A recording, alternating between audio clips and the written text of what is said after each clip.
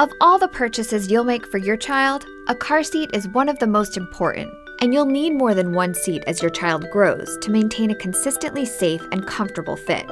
Every child seat we rate is put through rigorous evaluations for fit and safety. Our guide will arm you with expert knowledge to pick the style and model that's best for your child.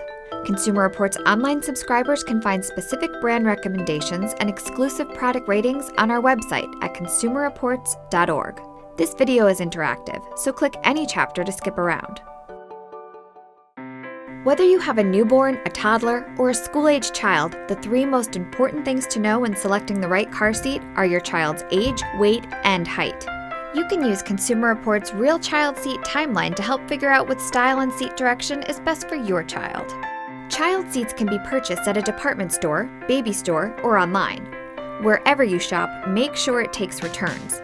Some retailers will let you try a seat in your car before buying, which is great because we found that not every seat fits well in every car. Each child seat and vehicle seat has slight variations in their dimensions.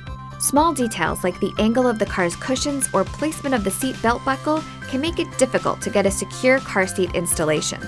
To evaluate the potential for each seat to be correctly installed, in our Fit to Vehicle test, we put each seat into every possible location and direction in 5 hard-to-fit cars.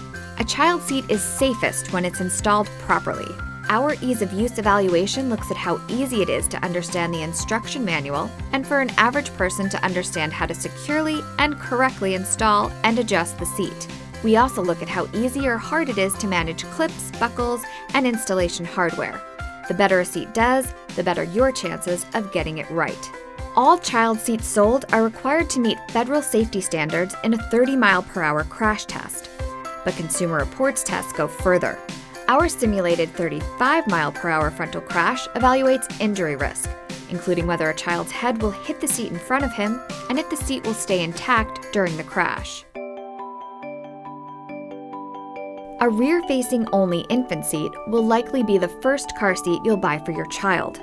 Always installed rear-facing, these seats have a base that stays installed in your car and a removable carrier that will let you move baby in and out of the car without disturbing her. Many are sold with a compatible stroller system.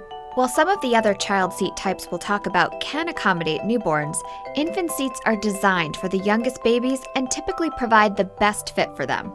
Infant seats typically have weight maximums between 22 and 35 pounds, but most have height limits of 32 inches or less, so it's likely that your child will be too tall for his seat before reaching the weight limit. A child is too tall when they exceed the seat's height limit or their head is less than 1 inch from the top of the carrier's shell. Infant seats can range from $60 to $300. A convertible seat is the next step after your child outgrows their infant seat or no later than their first birthday. Convertible seats can be positioned either rear or forward-facing. They have a similar harness system to infant seats, but have higher rear-facing weight and height limits. That means toddlers can stay rear-facing longer, which the American Academy of Pediatrics and Centers for Disease Control recommend is always being the safest option. In some states, children under 2 are required by law to ride rear-facing. When your child meets the requirements for age, weight, and height, a convertible seat can be turned around and installed in the forward-facing direction until a child is ready for a booster.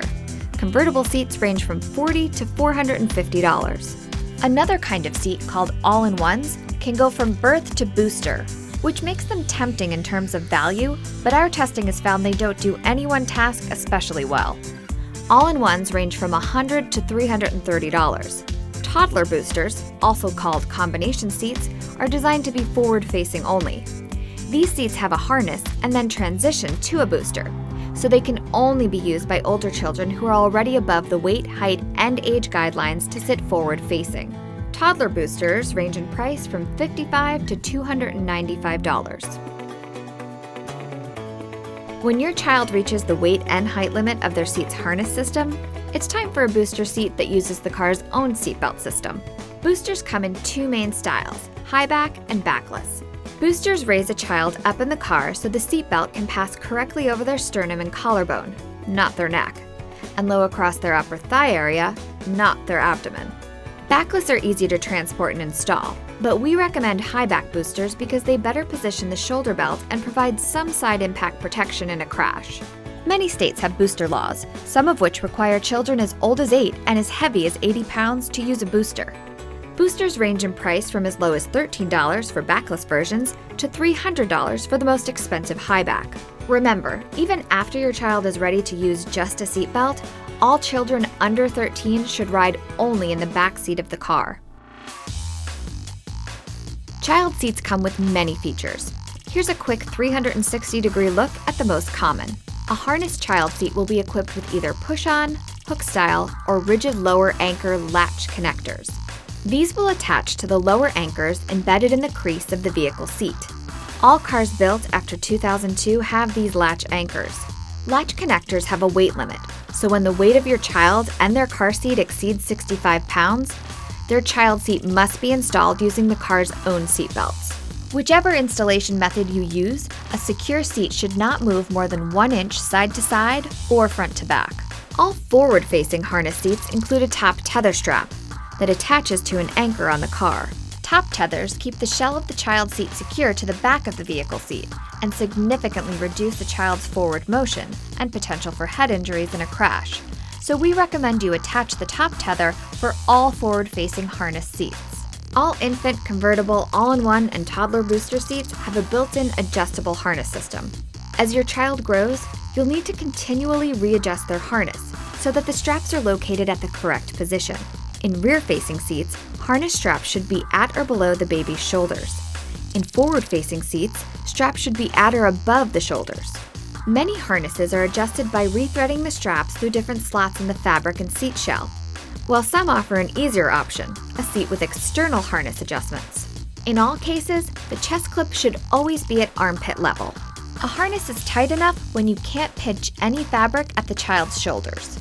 If your child seat can be installed rear-facing, a recline indicator will tell you whether or not the seat has been installed with a sufficient recline angle. We find ball or bubble type indicators are easier to read than a simple level line. Some seats have recline ranges for children of different ages. They start out more reclined to keep newborns safe, and then transition to a more upright position for older children, allowing more room for front seat passengers. And last, many seats come with covers, pads, and cushions to help with fit and give your child a more comfortable ride. Only use accessories that are specifically approved for your car seat by its manufacturer. A frightening fact, nearly 80% of child seats are installed wrong. Without proper installation, even the safest seat can't fully protect your child in a crash. Always follow your seats manual and your vehicle owner's manual. Also consider having your car installation checked by an expert at a car seat checkup event. For all of our ratings and reviews on child car seats and installation guides, be sure to check out consumerreports.org. We're a not-for-profit, pay for all the items we test, and accept no advertising. Thanks for your support.